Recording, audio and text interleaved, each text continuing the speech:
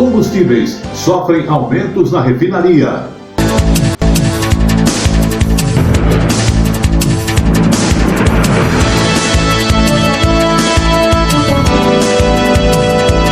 Brasil registra aumento de franquias no interior.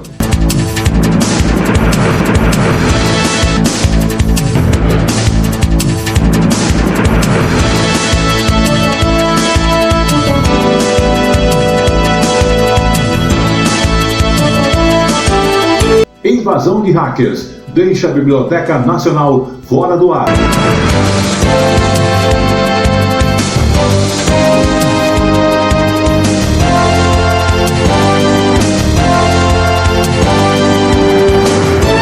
Exército Brasileiro completa 373 anos de atuação.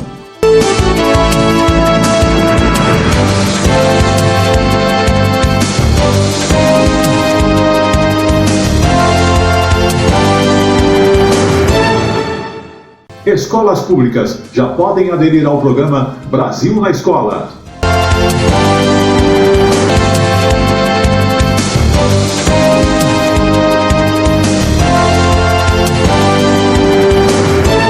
Museu de Arte de Brasília foi inaugurado no dia 21 de abril.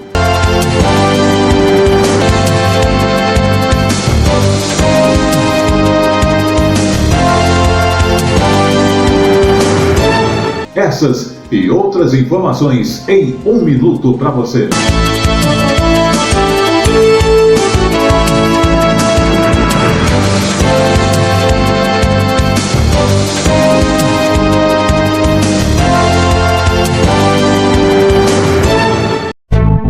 Você que curte decoração, o Palhão Artesanato é o lugar certo. Aqui tem tudo em artesanato e vime nacional e importados. Telas, esteiras, cestas, bolsas, chapéus, móveis, cerâmica e muito mais. As nossas redes sociais continuam ativas através do Instagram, através do nosso site, o palhão.com.br, e através também do WhatsApp, que é o 11 95265 8255 56 e 58. Palhão Artesanato, há 50 anos atendendo a todo o Brasil, agora também com loja virtual. Acesse opalhão.com.br. Rua Oiapoque 89 no Brás, em São Paulo. Fone 3229 1186. Venha você também ser um parceiro do divulgando sua empresa, comércio, produtos e serviços para todo o Brasil e o mundo. Ligue pelo WhatsApp São Paulo 11 94564 4237.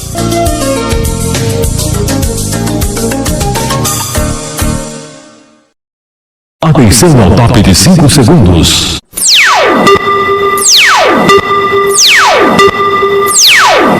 Está formada a partir de agora a rede da informação para todo o Brasil. No ar.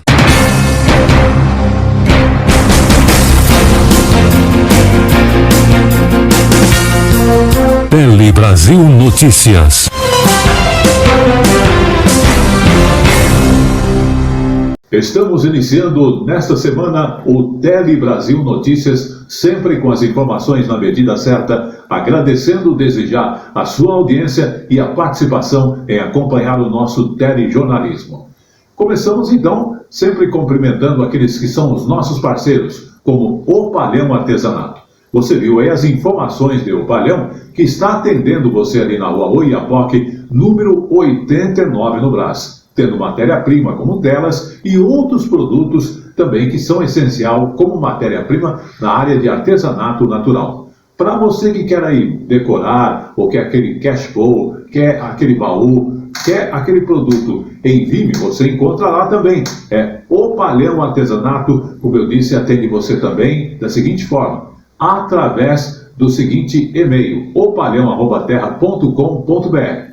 Para você que utiliza o mecanismo hoje do WhatsApp, é muito mais fácil, porque olha, são 3 números diferentes para bem atender. 11 95265 8255, tem também o 8256 e 8258. E lembrando, Além do atendimento, você faz seu pedido, vai receber aí na sua empresa, na sua casa. E o Palhão, além de atender, tem um site, tem também as informações para você através dos mecanismos das redes sociais. Procure maiores detalhes em um site de opalhão.com.br. Iniciando então a parte jornalística, vamos falar agora sobre o Ministério da Saúde, que recomenda às mulheres o adiamento da gravidez neste momento de pandemia. Além disso, ele liberou 250 milhões de reais para melhorar o atendimento a gestantes. E, inclusive, as grávidas foram aí providenciados que elas sejam priorizadas na questão da vacinação do Covid-19. Vamos acompanhar. O Ministério da Saúde está destinando mais 247 milhões de reais para que os estados e municípios ampliem a proteção e cuidado das gestantes e das mulheres que tiveram bebês recentemente. Esse recurso soma-se a um total de R$1 bilhão destinado para as gestantes, considerando os investimentos feitos em 2020 e 2021. Os recursos liberados visam fortalecer o atendimento pré-natal e no parto e o trabalho de diagnóstico. O Ministério da Saúde já incluiu grávidas com doenças crônicas como diabetes, hipertensão, obesidade e asma nos grupos prioritários para a vacinação da Covid-19. A vacinação para esse público começou em algumas cidades como Bagé, no Rio Grande do Sul. E a pasta estuda agora estender a imunização a todas as gestantes por causa das variantes do vírus. Há um foco total do Ministério da Saúde na política em relação à saúde materno-infantil. Essas variantes, embora não haja estudos ainda para comprovar, elas mostram agressividade maior com grávidas quando comparado com 2020. O Ministério da Saúde recomenda que as mulheres que puderem adiem a gravidez. É óbvio que a gente não pode falar isso para alguém que tem 42, 43 anos, mas para uma mulher jovem que pode escolher um pouco ali o seu momento de gravidez, o mais indicado agora é você esperar um pouquinho até a situação ficar um pouco mais calma. Tele Brasil Notícias. Vamos agora então falar das escolas públicas que inclusive já podem aderir ao programa Brasil na Escola. O objetivo é incentivar a permanência dos alunos nas escolas, principalmente nos anos finais do ensino fundamental. Este programa, o Brasil na Escola, oferece tanto apoio técnico e financeiro para aprimorar-se a qualidade de ensino e também incentivar o aprendizado nas escolas. As escolas públicas, inclusive, já podem fazer as suas adesões. Vamos conferir. O prazo de adesão ao programa Brasil na Escola começou em 12 de abril e vai até 28 de maio. O objetivo é incentivar a aprendizagem e a permanência de estudantes matriculados nos anos finais do ensino fundamental. E essa é uma etapa que careceu muito nos últimos anos de uma atenção especial das políticas públicas. O programa foi estruturado em 3 eixos: apoio técnico e financeiro às escolas, valorização de boas práticas e inovação. Segundo o Ministério da Educação, o Brasil na Escola vai atender prioritariamente escolas com os menores índices de desenvolvimento da educação básica e que possuem alunos de famílias beneficiárias do Bolsa Família. O Ministério da Educação deve investir R$200 milhões a cada 2 anos, beneficiando 1 milhão de estudantes em 5.000 escolas públicas de todo o país. Para fazer a adesão, secretários estaduais e municipais devem acessar a página do MEC na internet. Nesse momento de pandemia, o desafio para o engajamento dos estudantes, o apoio aos professores, torna-se ainda mais importante. A adesão no programa significará mais recursos na escola, tanto do ponto de vista financeiro, como apoio técnico-pedagógico. Tele Brasil Notícias.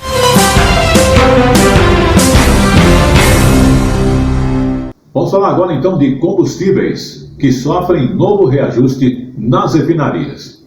Sim, mais um reajuste nos preços dos combustíveis. Valores que são determinados justamente pela Petrobras.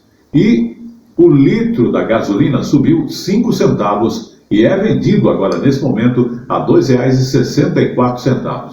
Já o óleo diesel passou a custar R$ 2,76, um aumento de 10%. No comunicado, a estatal afirma que os reajustes são sem periodicidade, definidas mais de acordo com as condições de mercado e de análise do ambiente externo. Com esse novo aumento, o litro da gasolina acumulado tem uma alta de 40%, o óleo diesel de 36%, e vale lembrar que este é o preço nas refinarias. Já nos postos de gasolina, o combustível ainda vai sofrer aí os efeitos de impostos e também o custo de seus distribuidores. Tele Brasil Notícias. Vamos agora falar então do setor de serviços, que segundo o IBGE, cresceu e supera inclusive a taxa anterior à pandemia. O setor de serviços teve um crescimento no mês de fevereiro, que inclusive superou a taxa em que estava antes mesmo da pandemia, pela primeira vez. Os dados fazem parte de uma pesquisa que é feita mensalmente e divulgada pelo IBGE. Vamos conferir. Um dos mais prejudicados pela pandemia, o setor de serviços cresceu 3,7% em fevereiro, na comparação com janeiro.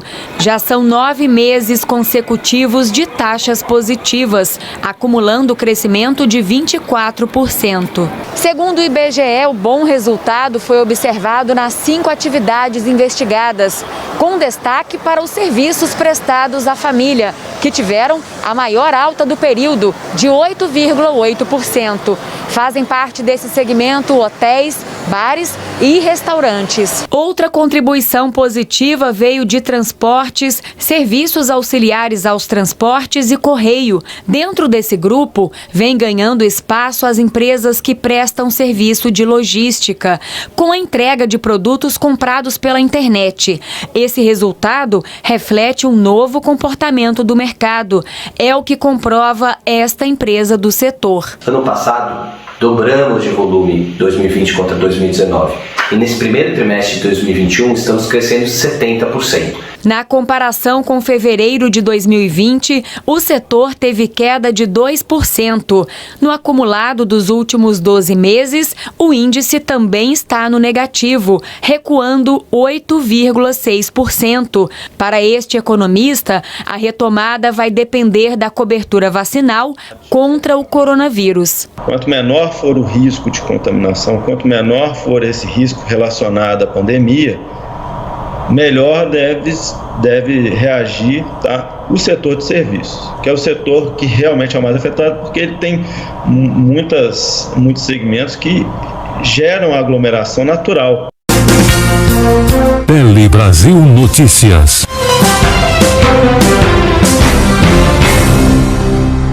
Vamos falar de saúde. Por quê? Casos de Alzheimer dobram no Brasil nos últimos 30 anos. O estudo publicado na Revista Brasileira de Epidemiologia mostra que os casos de Alzheimer mais que dobraram em nosso país nos últimos 30 anos. Os casos de Alzheimer no Brasil subiram 127% nas últimas 3 décadas. O levantamento, feito por pesquisadores das Universidades Federais do Rio Grande do Sul e de Pelotas, além da Universidade de Queensland, na Austrália, levou em conta questionários aplicados em mais de 9 mil pessoas a partir dos 50 anos no país. A pesquisa mostrou que pessoas com Alzheimer têm tendência a sofrer quedas e passar por hospitalizações, além de terem mais tendência a outras doenças como diabetes ou depressão. Segundo a pesquisa, os casos de doença de Alzheimer podem subir ainda mais e quadruplicar nos próximos 30 anos, acompanhando o envelhecimento da população. Os pesquisadores apontam que será preciso investir em diagnósticos precoces para retardar o avanço do Alzheimer. A doença é incurável, mas o tratamento pode reduzir hospitalizações e melhorar a qualidade de vida das pessoas com Alzheimer. Um canal no YouTube ajuda as famílias, inclusive, a enfrentarem o desafio de lidarem com esta doença. Vamos acompanhar. Um dia, Francisquinha acorda irritada. Tá muito amargando. É só mexer. Mexe. Em outro, ela está feliz tomando banho de piscina. Isso, mamãe. Vai mergulhando assim. O diário da paciente com Alzheimer é compartilhado pela filha, Cláudia, que há 11 anos cuida da mãe e dá dicas do aprendizado cotidiano. O canal no YouTube Francisquinha Alves, o bom do Alzheimer, foi criado em 2016. Quando eu comecei a pesquisar sobre a doença, eu não via um cenário bonito, um cenário otimista, incentivador. Eu só via muita tristeza, muita dor, muita revolta. E eu queria mudar, tentar ajudar as pessoas para mudar esse cenário, porque eu já tinha passado por aquilo tudo. Quando eu fiz o canal, eu já estava no meu momento de saber lidar, né? Conviver bem com a doença. O Alzheimer é a causa mais comum de demência e provoca alterações cognitivas como perda de memória e mudanças comportamentais como agressividade e apatia. A soma desses dois sintomas causa um declínio funcional. A pessoa não consegue viver de maneira independente. Precisa de ajuda para as atividades, primeiro mais complexas, tipo lidar com as finanças. Depois mais básicas, tipo tomar banho sozinho, usar o banheiro. A doença traz sofrimento também aos parentes, mas Cláudia conta que o segredo é muito amor e paciência. O que eu tento passar para as famílias é que o Alzheimer não é o fim, é o começo de uma nova história e que pode ser boa. É importante que a família toda esteja envolvida nesse cuidado. Tele Brasil Notícias.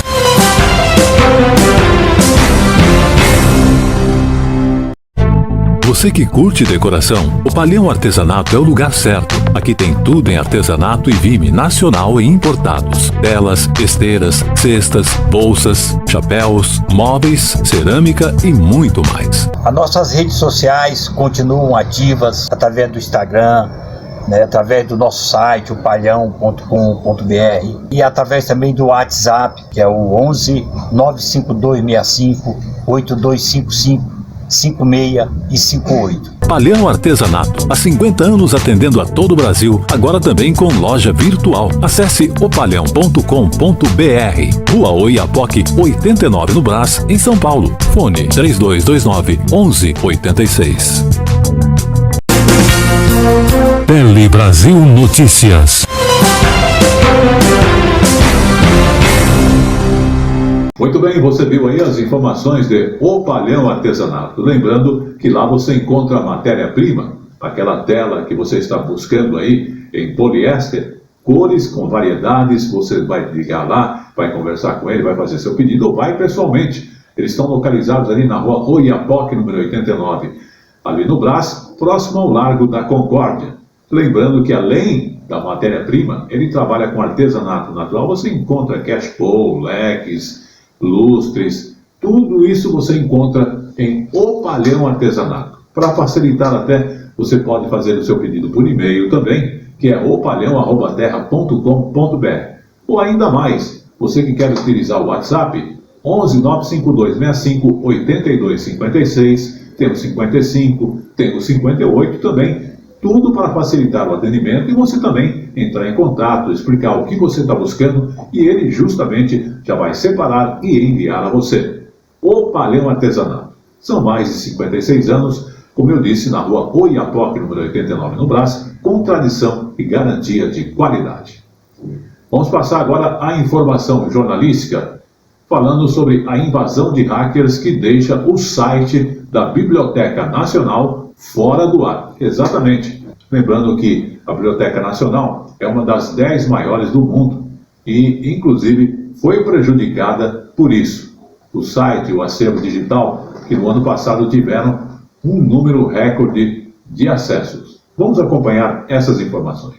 A invasão ao site da Biblioteca Nacional aconteceu no domingo e assim que foi identificada, os servidores foram desligados para proteger o acervo.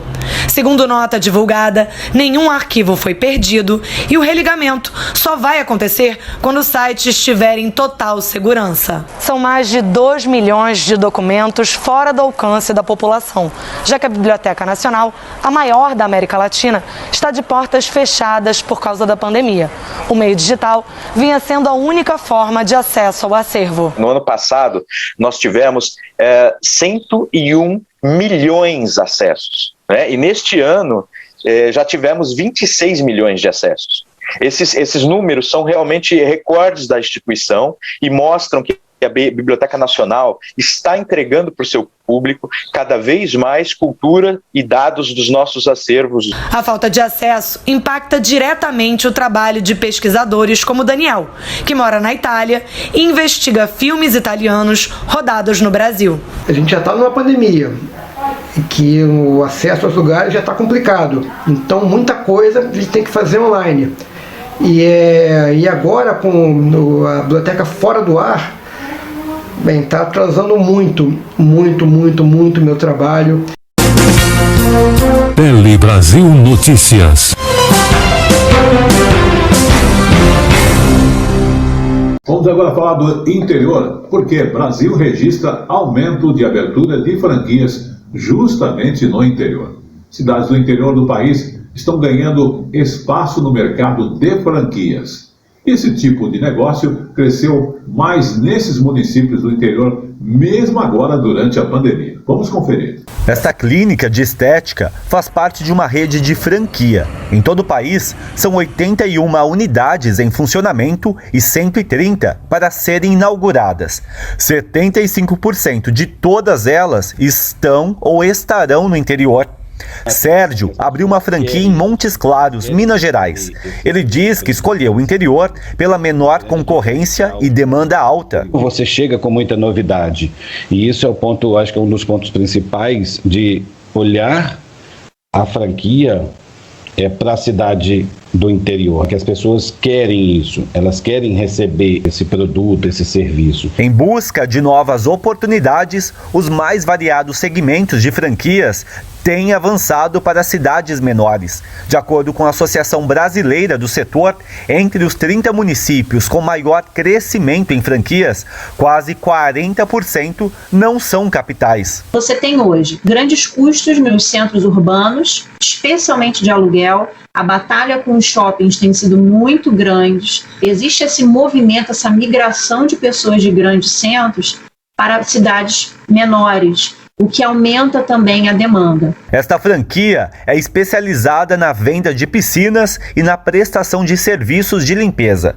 São cerca de 800 unidades espalhadas pelo Brasil. Aproveitando o calor do Noroeste Paulista, José abriu a franquia em uma cidade de apenas 17 mil habitantes, Badiba City, na região de São José do Rio Preto. Tem sido muito mais aceitável, até pessoas conservadoras, vamos falar assim, que às vezes não entendiam e não conhecem muito sobre esse mercado. A nossa projeção é que 2021 seja, sim, um ano de crescimento e um ano muito positivo para o franchising. Tele Brasil Notícias. Vamos agora falar então de saúde, porque suor em excesso pode ser doença, mas lembre-se que tem cura. O suor em excesso pode ser diagnosticado até como uma doença, mas essa doença tem um nome, e é a hiperidrose, que não é uma doença que mata, mas causa justamente um desconforto e constrangimento muitas vezes. Isso tudo porque as palmas das mãos, as axilas, o rosto e o couro cabeludo são as partes do corpo que são mais atingidas. A boa notícia é que na maioria dos casos existe um tratamento para isso. É isso que você vê nesta reportagem a seguir. Luciana convive com a hiperidrose desde a adolescência. Atualmente, ela sofre com o suor excessivo na região do abdômen e na parte interna da coxa. Fica desagradável, você fica numa situação da pessoa chegar em você assim e é instintivo. A pessoa já tem meio aquela repulsa porque você tá molhada, você tá suada. Aí eu mesma já falo, olha, transpirei um pouquinho, tal, não sei o quê. Alguns casos podem ser tratados com desodorantes antitranspirantes, que são mais fortes, com medicamentos e até com botox, a toxina botulínica, uma alternativa cara e que dura pouco. A cirurgia é o tratamento mais eficaz. O controle do suor e, consequentemente, da hiperidrose está no nervo simpático. São feitas 2 incisões no tórax de cada lado e, através de uma microcâmara, vai até o simpático e desliga o nervinho que está indo onde o estímulo está exagerado. Apesar da cirurgia resolver o problema para a maioria das pessoas, nem sempre o sucesso é garantido. Foi o caso da Luciana, que antes da operação tinha suor em excesso na axila e na cabeça. Depois, o problema migrou para outras partes do corpo. Eu resolvi procurar um neuro e fazer a cirurgia, né? Ele me disse na época que poderia haver uma compensatória, que isso era normal em 5% dos casos. Eu falei, bom, 5% acho que é um risco que dá pra gente correr, né? Alguns pacientes têm o suor compensatório leve, outros têm um pouco mais, mas o importante é ele ficar satisfeito. Tele Brasil Notícias.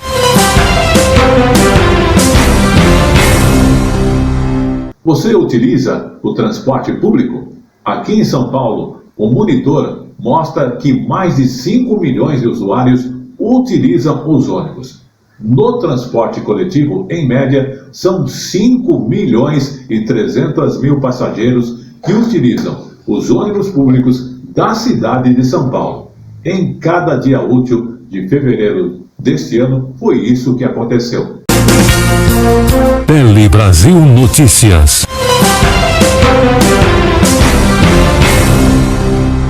E vamos agora ao Momento Jurídico. No Momento Jurídico de hoje, vamos falar sobre segurado pode continuar em exercício enquanto aguarda decisão judicial sobre aposentadoria especial.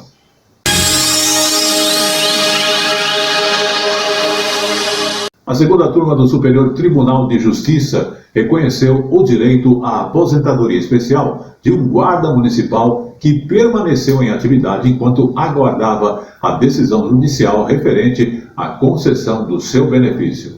O colegiado reformou inclusive o acórdão do Tribunal Regional Federal da Terceira Região, que, embora tivesse reconhecido o direito de averbação do tempo especial entre abril de 1995 e julho de 2015, condicionou esta solicitação e o recebimento da aposentadoria especial ao prévio desligamento da atividade. Para a segunda turma do Superior Tribunal de Justiça, o segurado pode continuar em exercício enquanto aguarda a decisão judicial sobre a concessão de aposentadoria especial. Os ministros da segunda turma do STJ reconheceram o direito à aposentadoria especial de um guarda municipal que permaneceu em atividade enquanto aguardava a decisão judicial sobre a concessão do benefício. Com isso, o colegiado reformou o acórdão do Tribunal Regional Federal da Terceira Região, que apesar de reconhecer o direito de averbação do tempo especial entre abril de 1995 e julho de 2015, condicionou a solicitação e o recebimento da aposentadoria especial ao prévio desligamento da atividade. Em recurso especial no STJ, o segurado afirmou que, em razão do indeferimento do requerimento administrativo de aposentadoria, ajuizou um mandado de segurança para obter o benefício, mas continuou exercendo atividade até o desfecho do processo judicial, por ser a sua única fonte de renda. Ao analisar o recurso, o relator, ministro Mauro Campbell Marques, ponderou não ser possível condicionar o direito à aposentadoria especial ao prévio desligamento da atividade, porque dessa forma seria imposta ao segurado, antes da concessão definitiva do benefício substitutivo da renda, uma penalidade, que seria a ausência de algo que lhe garantisse a sobrevivência. Durante o voto, o ministro acrescentou que a vedação legal faz menção ao aposentado, categoria na qual o segurado não se encontra antes da concessão definitiva do benefício, o que reforça a conclusão de que a proibição não pode ser estendida a quem não está ainda em gozo da aposentadoria. Tele Brasil Notícias.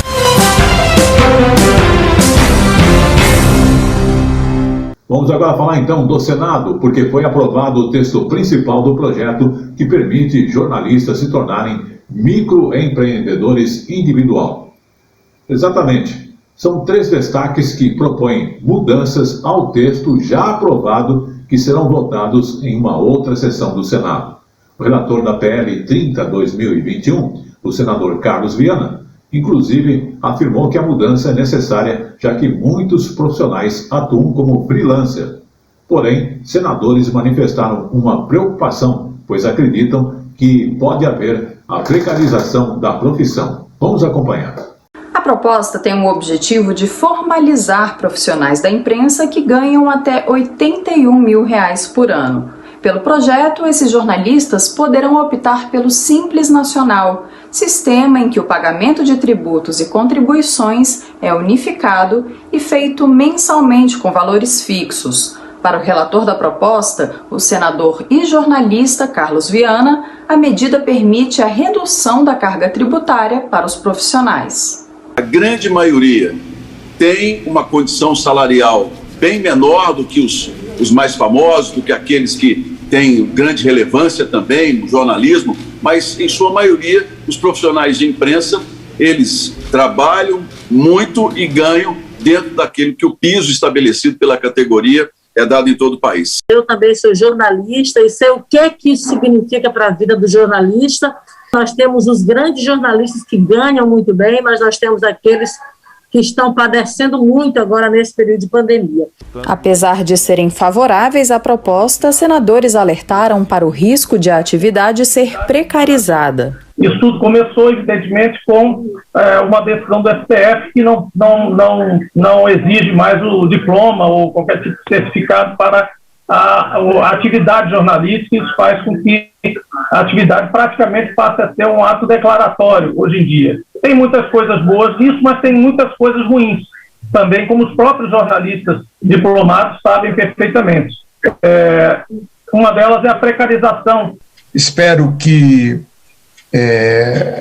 essas leis continuem assegurando o processo do moderno, do internet, do home office, etc. No entanto, esta preocupação, que não vá no caminho da precarização ou na perda de direitos históricos. Por exemplo, direito ao FGTS, direito à aposentadoria, etc. O texto base do projeto foi aprovado pelos senadores, mas ainda há 3 destaques de emendas para serem votadas separadamente.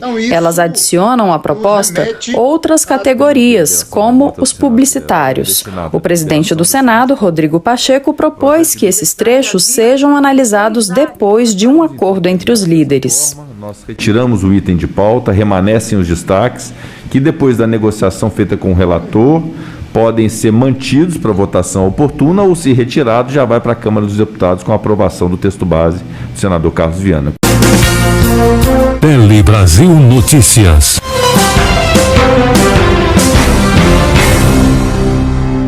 Vamos falar sobre documentos. Quais documentos devem ser guardados e por quanto tempo é necessário? É aquela pergunta: você joga fora seus comprovantes e documentos? Ou guarda tudo o que vê dentro de sua casa? Ou recebe? Já pensou em como se livrar dessa papelada? É uma coisa que, às vezes, a gente acaba tendo uma preocupação nesse sentido. Mas tenha calma. Entenda por que muitos desses documentos têm de ser guardados, mesmo nesse momento de era virtual. Documentos, mais documentos, pilhas deles. Esse aí é o Arquivo Nacional, que documenta a história do país. Mas em casa mesmo, a gente tem que guardar tantos que uns armários de arquivos como esses aí nem parecem má ideia, né? Comprovantes de pagamento de IPTU, de PVA, sua declaração de ajuste anual do imposto de renda, recibos médicos, recibos escolares, tudo que você tenha utilizado em matéria tributária, seja para comprovar um pagamento, uma despesa, seja o próprio comprovante desse tributo. Você deve guardar pelo menos durante 5 anos, contados a partir do ano seguinte em que você tiver feito a sua declaração ou que você tiver realizado o seu pagamento. Apesar de estarmos em 2021, de termos título de eleitor, carteira de trabalho, carteira de motorista, tudo no digital, no celular, ainda é importante guardar alguns documentos. Isso evita dores de cabeça mais pra frente, sabe? Até a aposentadoria tem que ficar guardados os olerites, comprovantes de depósitos do FGTS e o número do PIS.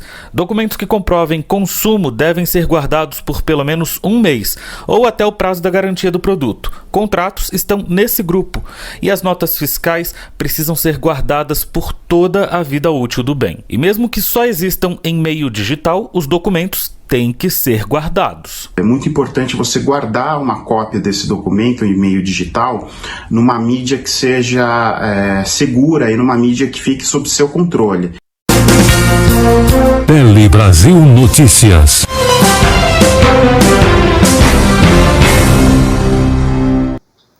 Ainda falando de saúde, tecnologia assistiva facilita a vida de pessoas com deficiências. O Brasil tem hoje mais de 46 milhões de pessoas com algum tipo de deficiência. E segundo o IBGE, para que esses brasileiros conquistem cada vez mais autonomia e inclusão, o governo traçou os objetivos do Plano Nacional de Tecnologia Assistiva. Vamos conferir. Mais de 2 em cada 10 brasileiros precisam usar algum aparelho ou serviço para conseguir realizar atividades do dia a dia. A chamada tecnologia assistiva está presente, por exemplo, na vida da medalhista Nayara, desde a reabilitação. Tanto para escrever, para comer, são lápis adaptados, talheres adaptados. Para o Juliano, atleta da cadeira de velocidade, bicampeão brasileiro, o mundo também fica bem mais acessível com a ajuda da tecnologia. No meu dia a dia, na minha casa, com a adaptação de móveis, lâmpadas inteligentes para facilitar o acionamento delas, aparelhos com controle remoto. Para facilitar o acesso das pessoas com deficiência a esses e outros produtos e serviços de apoio, o presidente Jair Bolsonaro assinou um decreto que regulamenta o Plano Nacional de Tecnologia Assistiva. Entre as medidas que podem ser renovadas a cada 4 anos estão subsídios para baratear o crédito e a redução nos custos de importação dos produtos de acessibilidade. Para o ministro Marcos Pontes, da Ciência, Tecnologia e Inovações, o principal objetivo é a inclusão social. É extremamente importante que nós tenhamos no Brasil tecnologias para pessoas com deficiência desenvolvidas no Brasil. Esse é um primeiro ponto importante para movimentar a indústria nesse setor, reduzir os custos dessas tecnologias. Tele Brasil Notícias. Plano Nacional de Amostra de Domicílios mostra que 8 em cada 10 casas tinham acesso à internet em 2019. Justamente no Brasil, 8 em cada 10 domicílios tinham esta possibilidade no último trimestre de 2019. Os dados fazem parte da pesquisa nacional por amostragem de domicílios contínua, que inclusive investigou o acesso à tecnologia da informação e a comunicação no país. Essas informações foram divulgadas agora pelo IBGE. Vamos conferir. Liz tem 18 anos e não consegue imaginar a vida dela sem internet. Navega tanto do celular como do computador. O computador eu uso mais para estudar e para coisas de lazer, como jogar, falar com os amigos, para manter mais o contato, e o celular é para a rede social. Segundo o IBGE, o celular é o principal meio de acesso à internet de quase todos os domicílios do país. Em segundo lugar está o computador, seguido da televisão e do tablet. O acesso à internet no país vem aumentando. Em 2019, mais de 82% das casas tinham internet, um aumento de 3,6 pontos percentuais em relação ao ano anterior. Na área urbana, o percentual continua sendo bem maior que na área rural. E a região Nordeste se manteve com o menor percentual de domicílios com internet. Nos mais de 12 milhões e meio de lares brasileiros que não tinham internet em 2019, os principais motivos alegados foram não ter interesse, considerar o serviço caro e não ter ninguém em casa que saiba utilizar a internet. Na área rural, havia mais um motivo: a falta de disponibilidade do serviço na região. O IBGE também questionou os entrevistados sobre o uso de internet nos 3 meses anteriores à pesquisa. Considerando a faixa de pessoas no Brasil de 10 anos de idade ou mais, 78,3% responderam que utilizaram, percentual que em 2016 era de 64,7%. Em relação aos estudantes, 98,4% dos alunos da rede privada utilizaram a internet no último trimestre de 2019. Na rede pública, esse percentual foi de 83,7%. Dos estudantes que não acessaram a internet, a grande maioria era da rede pública de ensino. E os principais motivos alegados para não acessar a internet eram o custo do serviço e o custo do equipamento necessário para esse acesso. Tele Brasil Notícias.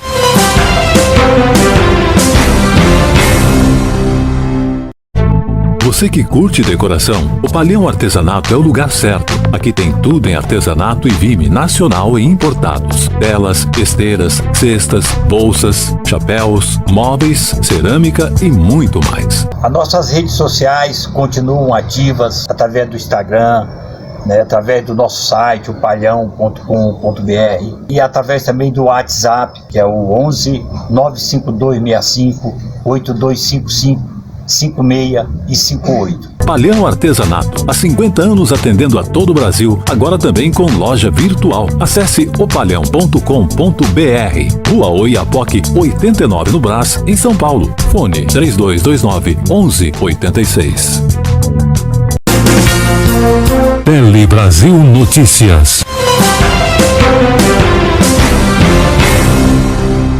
Você viu aí as informações de O Palhão Artesanato, lembrando que são mais de 56 anos de tradição, trabalhando com artesanato natural, ali na rua Oiapoque, número 89, no Brás, e você encontra matéria-prima como telas, tela em nylon, tela em palha, enfim. Olha, são mais de 3.000 itens diferentes para bem atender, porque tem a linha de produtos, como cash pole, baús, cesta de vime e muito mais produtos que você encontra lá.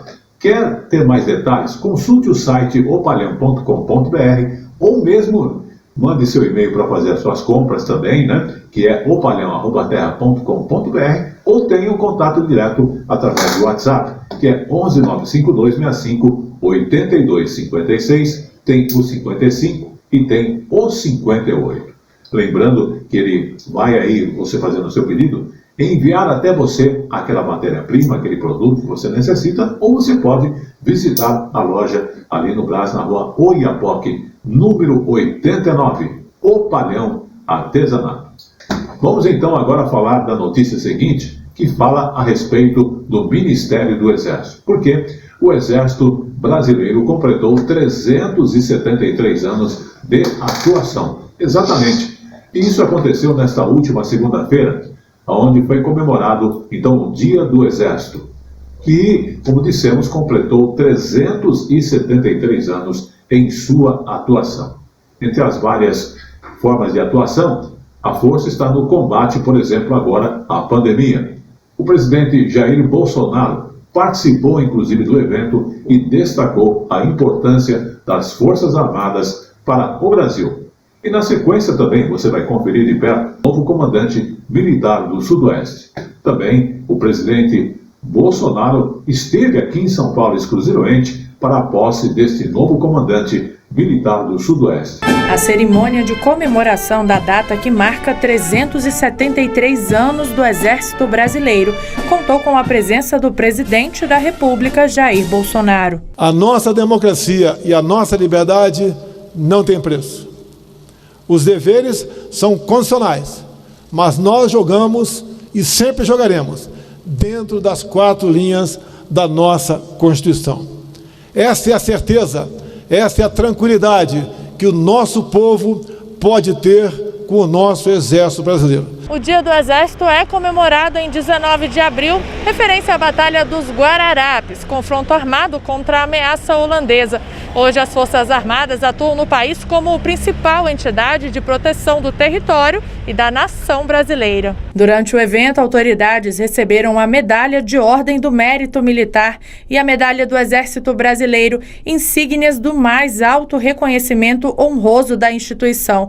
Entre os critérios para o recebimento estão o papel desempenhado pelas personalidades em proteger o povo brasileiro. O Exército atua com competentes profissionais de saúde, como também com a desinfecção de instalações, doação de sangue para recomposição dos estoques em hospitais, distribuição de alimentos, medicamentos, imunizantes, equipamentos e oxigênio. Quem assume o comando militar do Sudeste é o general de Exército Tomás Miguel Paiva. A cerimônia contou com a participação do presidente Jair Bolsonaro. O Comando Militar do Sudeste é um dos 8 comandos de área do Exército Brasileiro. Dentre as atribuições, é responsável pelos sistemas operacionais, logísticos e de mobilização, ou seja, desempenha a função de disponibilizar suprimento, transporte, manutenção, saúde e engenharia. Entre as missões realizadas pelo Comando do Sudeste estão a participação na Força de Paz no Haiti, na pacificação de favelas do Rio, no apoio a enchentes e na segurança de eventos. O general Eduardo Antônio Fernandes deixa o cargo para assumir a chefia de assuntos estratégicos do Ministério da Defesa, lembrando o trabalho realizado durante a pandemia. Ver o trabalho incessante e abnegado da nossa 2ª Região Militar no apoio logístico e no exercício em todos os níveis da ação de comando às ações da Covid-19 foi recompensador. O novo comandante, o general Tomás, exercia o cargo de chefe do Departamento de Educação e Cultura do Exército. Entre outros postos, comandou o Batalhão da Guarda Presidencial, a Academia Militar das Agulhas Negras e a 5ª Divisão de Exército. Cumprimento o novo comandante, sabendo que estará ombreado com o destino maior de nossa nação. Que as suas Forças Armadas, sempre dentro das 4 linhas da Constituição, não medirão esforços para nos garantir o oxigênio da vida, que é a nossa liberdade. Tele Brasil Notícias. Vamos falar agora do mercado de negócios. Sim, estão em alta justamente construção, reforma, imóveis de casa e de escritório. Inclusive, o perfil dos empreendimentos mudou. Mas vamos ver de que forma através dessa informação da Rede Minas.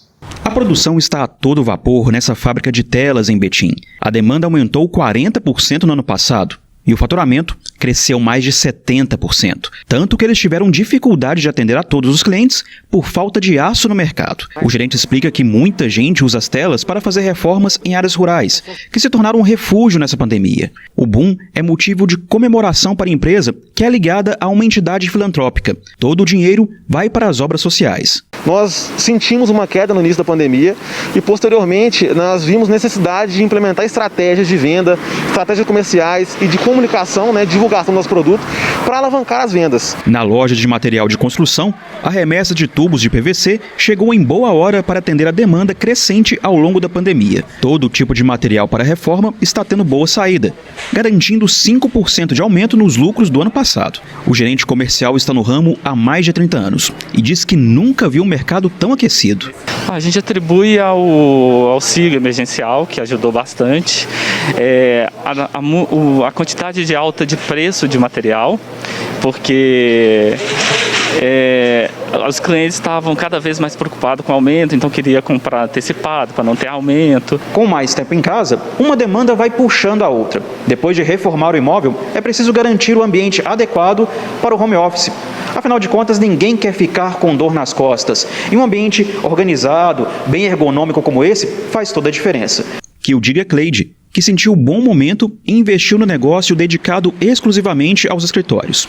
Ela conta com a produção de móveis do irmão, que virou a chave para a fabricação de mesas, armários e cadeiras corporativas. Isso é só o começo. Vai melhorar bem esse setor, esse segmento, e as pessoas que têm essa possibilidade de trabalhar com isso, eu acredito que vai ser muito beneficiada no futuro daqui para frente. A loja da Cleide é o exemplo do quanto novas demandas trazem oportunidades.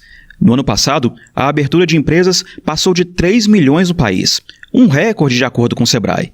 Para o analista da entidade, É bom o empreendedor saber captar as necessidades do mercado. Eu acho importante olhar para os setores tradicionais, aqueles setores que sempre existiram, e eles sempre existiram porque eles atendiam as necessidades dos consumidores, mas entender como que a necessidade do consumidor mudou durante a pandemia.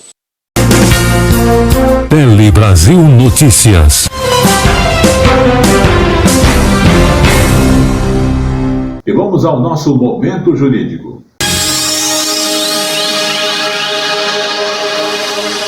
O caso de hoje fala sobre a negativa do salvo-conduto para plantio e produção de óleo de maconha. Em razão da competência da Agência Nacional de Vigilância Sanitária, Anvisa, para conceder licença prévia para produção, preparo, posse e outras atividades relacionadas às matérias-primas extraídas da maconha, a quinta turma do Superior Tribunal de Justiça negou o recurso que uma mulher pedia salvo-conduto para cultivar a planta e produzir o óleo medicinal necessário ao seu tratamento de saúde. Quinta turma do Superior Tribunal de Justiça aponta a competência da Anvisa e nega salvo-conduto para cultivo de maconha para produção de óleo. No recurso julgado pelos ministros da quinta turma, uma mulher pedia salvo-conduto para cultivar a planta e produzir o óleo medicinal necessário ao tratamento de saúde. Com um quadro grave de epilepsia refratária e outras doenças, ela recorreu ao STJ depois que o Tribunal Regional Federal da 4ª Região permitiu apenas a importação das sementes de maconha, mas não o seu plantio. A mulher afirmou que sofre dezenas de crises epiléticas diárias, além de ter sensibilidade extrema a ruídos, o que a impede de levar uma vida normal. Em 2016, diante da ineficiência dos tratamentos convencionais, passou a fazer o uso do óleo de canabidiol obtido da planta da maconha e teve expressiva melhora no seu quadro de saúde. Ela conseguiu a autorização da Anvisa para importar o óleo que contém canabidiol, mas argumentou que o processo de aquisição do medicamento é complicado e oneroso, dificultando a continuidade do tratamento prescrito. O relator do recurso, o ministro Reinaldo Soares da Fonseca, argumentou que a licença prévia para atividades relacionadas a matérias-primas de drogas é a atribuição da Anvisa. E apesar de reconhecer a relevância e sensibilidade do tema, o relator não viu possibilidade de atender ao pedido da recorrente em julgamento de habeas corpus e pela própria competência do colegiado de direito penal. De acordo com o ministro, esse tipo de autorização depende de critérios técnicos, cujo estudo não compete ao juízo criminal, mas aos órgãos de vigilância sanitária. Segundo ele, a melhor solução ao caso é que inicialmente a questão seja submetida ao exame da autarquia responsável pela vigilância sanitária e, em caso de demora ou de negativa, apresentar o tema ao Poder Judiciário, devendo o pedido ser direcionado à jurisdição civil competente. Tele Brasil Notícias.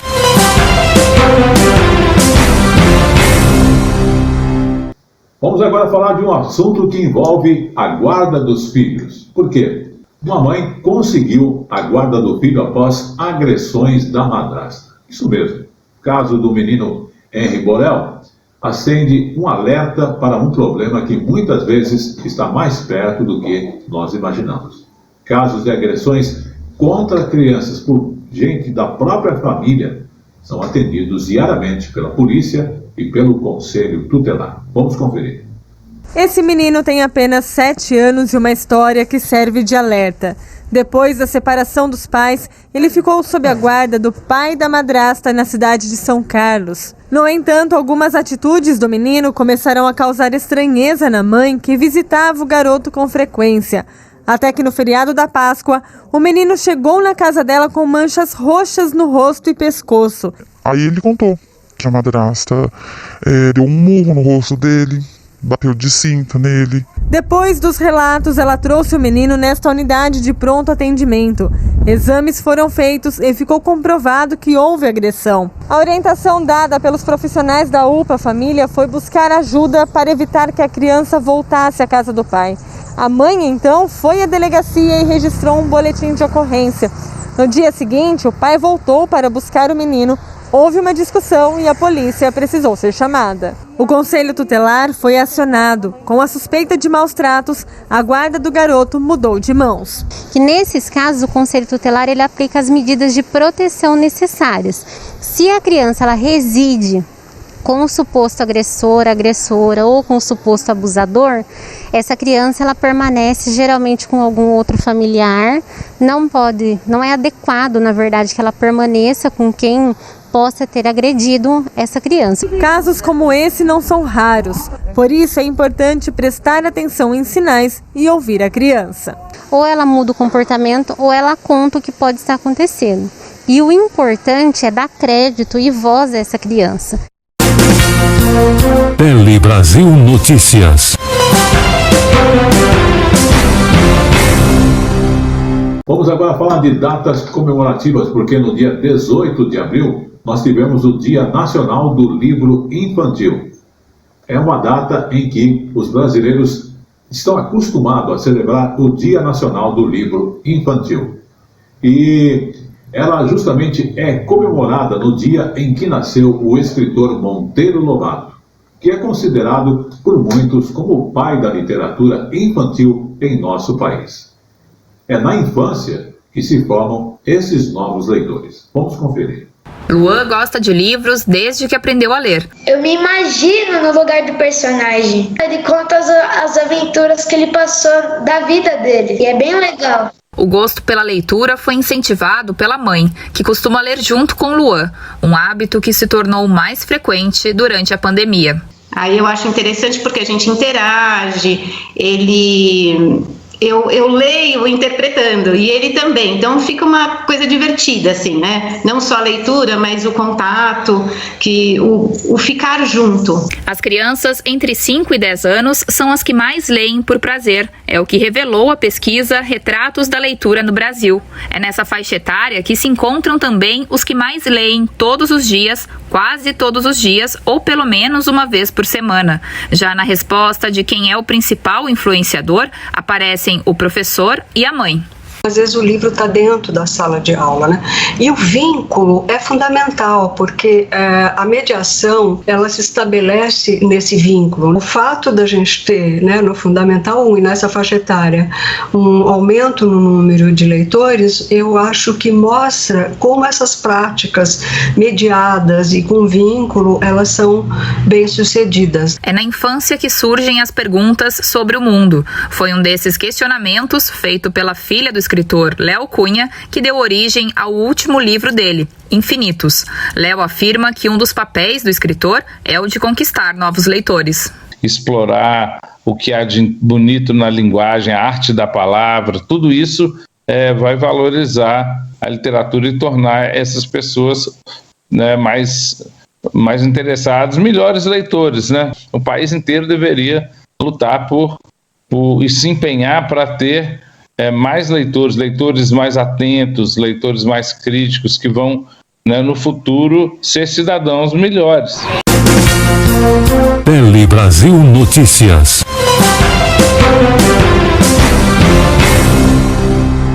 Vamos falar agora de turismo. Acordo entre ministérios busca dar mais segurança a turistas em nosso país. O acordo entre o Ministério da Justiça e o Ministério do Turismo tenta dar mais segurança e também previsibilidade aos turistas em nosso país. O objetivo é justamente resolver os conflitos de uma forma bem mais rápida. Vamos conferir. Viagens canceladas, problemas com hospedagem, atividades de lazer e passeios programados, mas que não acontecem. Aquele desgaste de que se você precisar trocar sua passagem, você ficar horas tentando falar com o call center dessas companhias aéreas que nós sabemos que muitas vezes é terrível. Só em janeiro e fevereiro deste ano foram mais de 7.800 reclamações. O Ministério da Justiça e Segurança Pública e o Ministério do Turismo assinaram um acordo que prevê melhorias na prestação de serviços neste setor. Quanto mais segurança o turista tiver na viagem, através desse movimento feito aqui na Senacom do Ministério da Justiça, maior quantidade de viagens que vai ter, mais emprego e renda vai ter no nosso país. O documento incentiva empresas de turismo a aderirem à plataforma consumidor.gov.br, que permite o intercâmbio de informações. O serviço é de graça e o cidadão poderá ter uma solução de conflitos mais direta. É um momento que requer muita paciência, muita tranquilidade, mas que tudo no final vai ser resolvido da melhor forma possível. Tele Brasil Notícias. Vamos agora então falar de Brasília, porque o Museu de Arte de Brasília está sendo justamente reinaugurado e isso aconteceu no dia 21 de abril, após 14 anos de portas fechadas. É uma reinauguração que coincide com a semana do aniversário de Brasília. Lembrando que o local tem um acervo com mais de 1000 obras.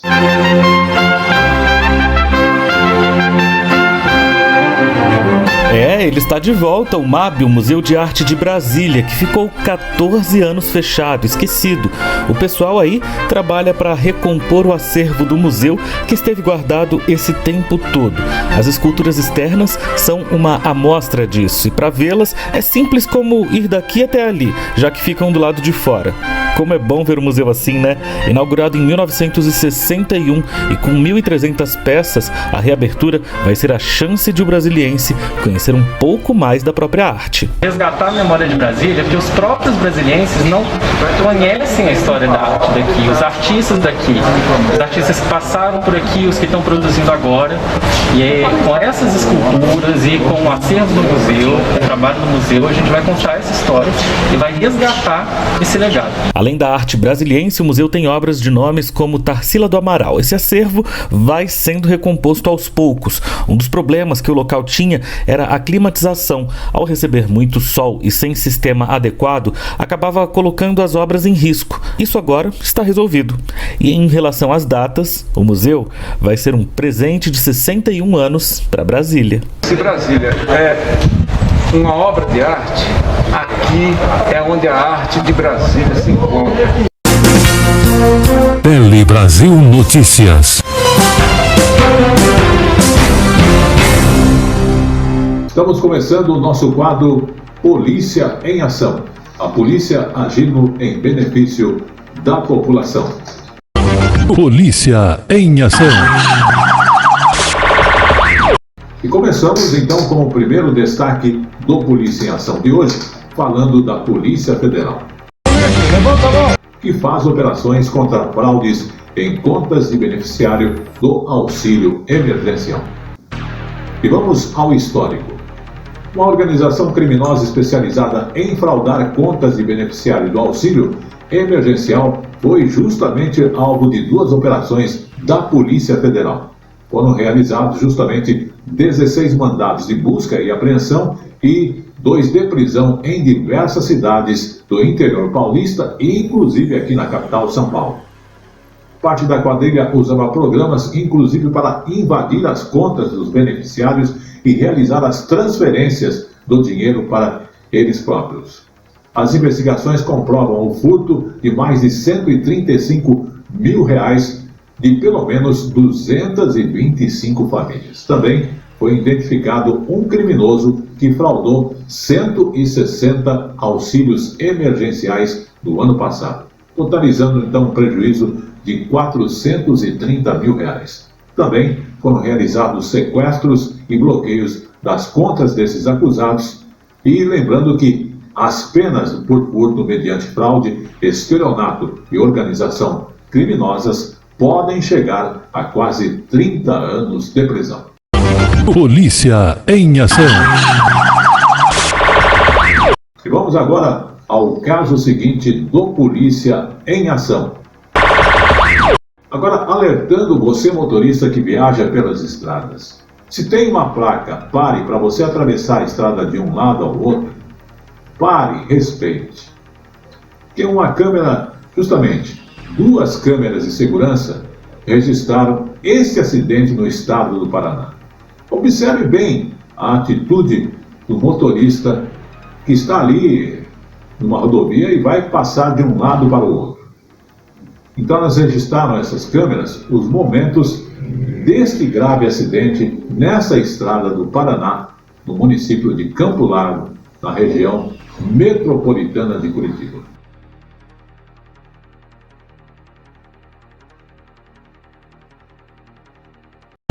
Polícia em ação. Vamos agora ao caso seguinte do Polícia em Ação. E essa vez é um flagrante da Polícia Militar que prendeu criminoso e recuperou celular roubado. Exatamente, a Polícia Militar prendeu criminosos e recuperou o celular roubado justamente daquela pessoa que está dirigindo o seu Uber. Isso aconteceu na região da Moca e foi atendido pelo 11º Batalhão. Qual que é o celular? É o iPhone.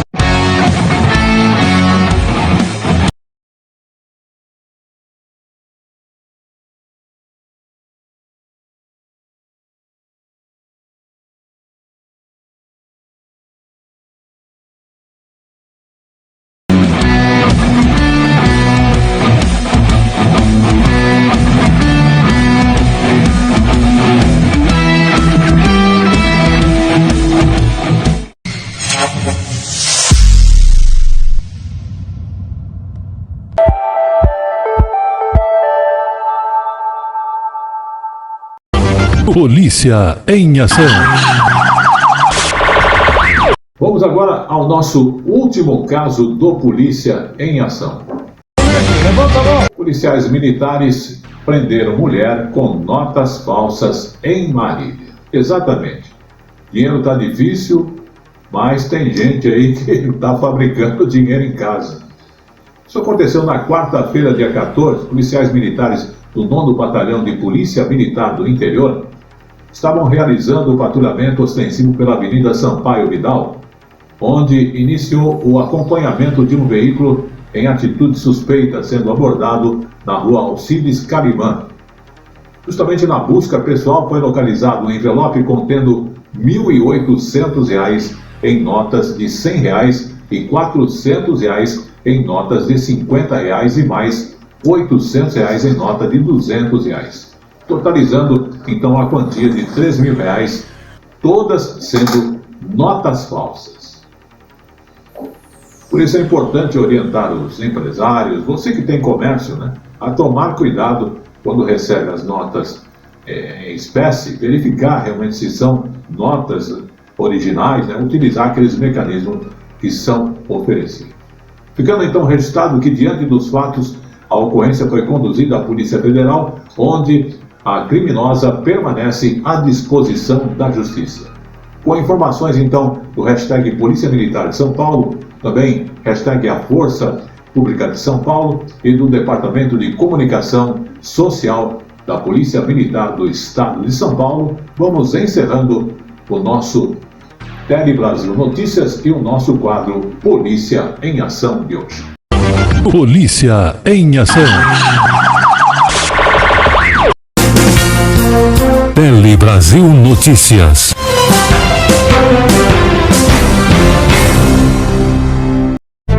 Você que curte decoração, o Palhão Artesanato é o lugar certo. Aqui tem tudo em artesanato e vime nacional e importados. Telas, esteiras, cestas, bolsas, chapéus, móveis, cerâmica e muito mais. As nossas redes sociais continuam ativas através do Instagram, através do nosso site, o palhão.com.br, e através também do WhatsApp, que é o 11 95265 8255 56 e 58. Palhão Artesanato, há 50 anos atendendo a todo o Brasil, agora também com loja virtual. Acesse opalhão.com.br. Rua Oiapoque, 89 no Brás, em São Paulo. Fone 3229-1186.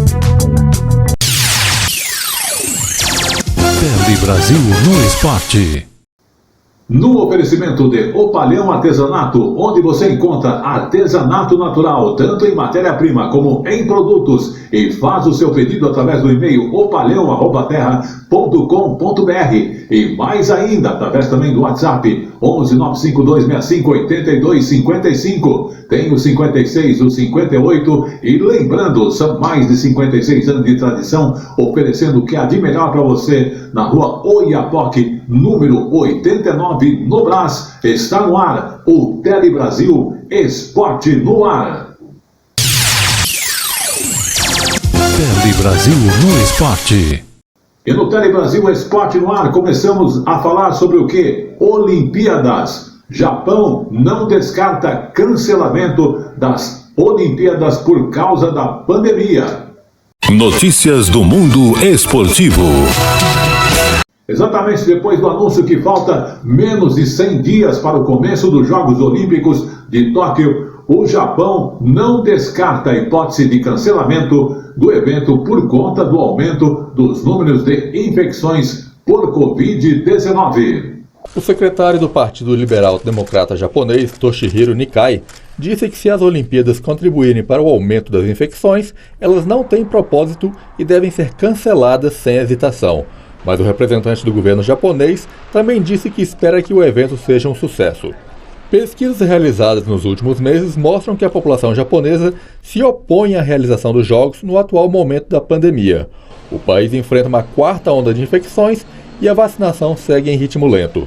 Na última pesquisa, feita pela empresa Kyodo News, 70% dos entrevistados esperam adiar ou cancelar as Olimpíadas.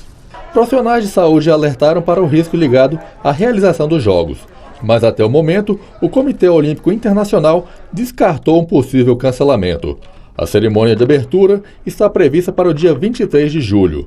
Por precaução, os organizadores japoneses e o Comitê Olímpico decidiram que o evento não receberá espectadores estrangeiros. É a primeira vez na história que isso acontece. Tele Brasil no Esporte. E vamos à notícia seguinte de esporte, falando agora do Botafogo. Notícias do mundo esportivo. Que, inclusive, após o excelente começo de temporada, com direito a 8 gols marcados e nenhum sofrido nos 4 primeiros jogos, o desempenho do Botafogo dentro do campo caiu e isso refletiu também nos resultados. E não é por acaso.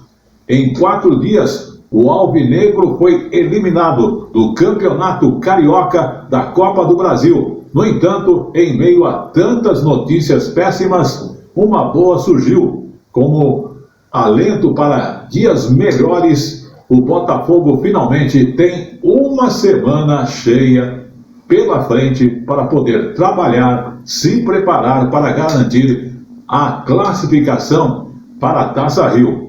No mundo do futebol, o jargão semana cheia é usado para quando uma equipe tem uma semana voltada exclusivamente para treinos sem jogos nesse meio. Tele Brasil no Esporte.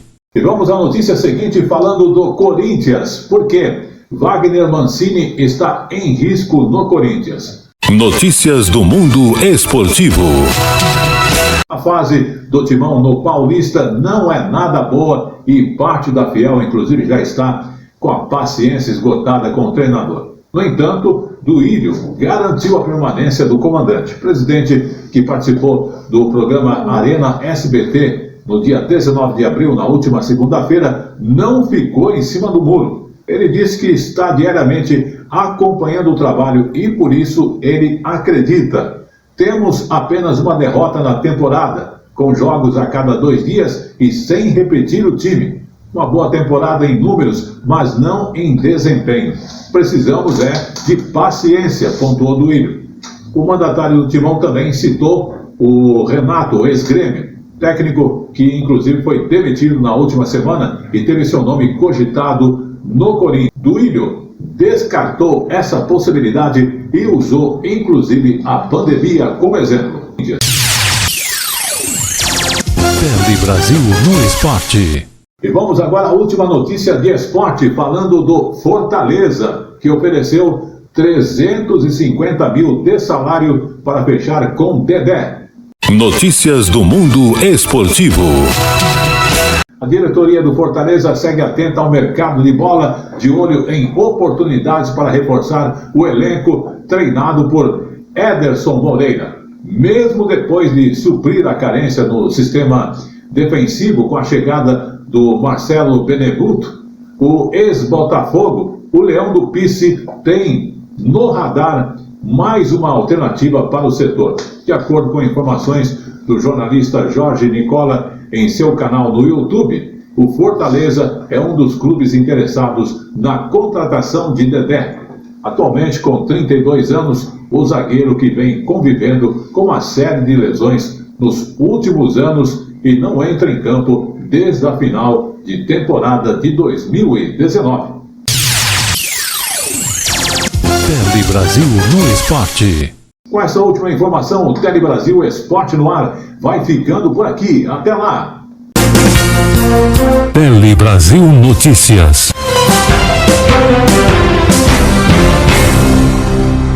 Como eu sempre falo, tudo que é bom acaba durando pouco. Mas o Tele Brasil Notícias, com as informações que você tenha de orientação, com informações também mostrando a você o que está acontecendo em nosso país, você acaba tendo a notícia sempre na medida certa. Mas ao finalizar, temos aí que lembrar que a vacinação está em andamento em nosso país. Se cuide, use a máscara, use o álcool gel, evite estar em aglomerações, mesmo você que já tomou a sua vacina. E antes de encerrarmos, vamos falar de uma data bastante importante, mas de uma coisa gostosa. Você gosta de tomar café? Por quê? No dia 14 de abril foi o Dia Mundial do Café. Exatamente. E no Brasil, todos nós sabemos, cada estado tem uma tradição, seja no preparo ou mesmo na forma de tomarmos o café. Mas uma coisa é certa, a bebida não pode faltar no dia a dia de cada um de nós brasileiros. Máquina de café expresso, moedor de grãos, o mancebo com o tradicionalíssimo coador de pano, a prensa francesa. Já deu para perceber que, como bom brasileiro, eu gosto pouco de café, né? Mas você sabia que esses jeitos diferentes de se tomar a segunda bebida mais consumida do mundo, que perde apenas para água, são relativamente novos? O Brasil é o maior produtor de café do planeta. Em consumo, a gente até perde para os Estados Unidos e países da Europa. Mas estamos descobrindo esses novos aromas e sabores a cada dia. E nós merecemos, na minha opinião, beber todos os dias um café de alto padrão de qualidade e, sempre que possível, um café especial, com sabor raro, um aroma agradável, um cheiro que muitas vezes remete a flor, laranja, mel, rapadura. Isso, pessoal, naturalmente no café. E no Dia Mundial do Café, data criada pela indústria cafeeira, outro motivo de comemoração é porque a bebida ajudou a amenizar a atual crise na economia. Em 2020, segundo o levantamento da Conab, numa safra de bienalidade positiva e de clima favorável, foram produzidas 63 milhões de sacas do grão. Só para se ter uma ideia, o valor bruto da produção, que corresponde ao faturamento da lavoura, tanto do arábica quanto do conilon, atingiu cerca de 35 bilhões de reais em 2020. E para a saúde, o café pode evitar cânceres, aliviar o estresse, estimular o rejuvenescimento e combater a depressão. Claro, o segredo está sempre na dose. E como eu não sou bobo nem nada, enquanto eu contava tudo isso para vocês, eu passava aqui o meu cafezinho no meu método favorito, que é no mancebo com o coador de pano. Servidos?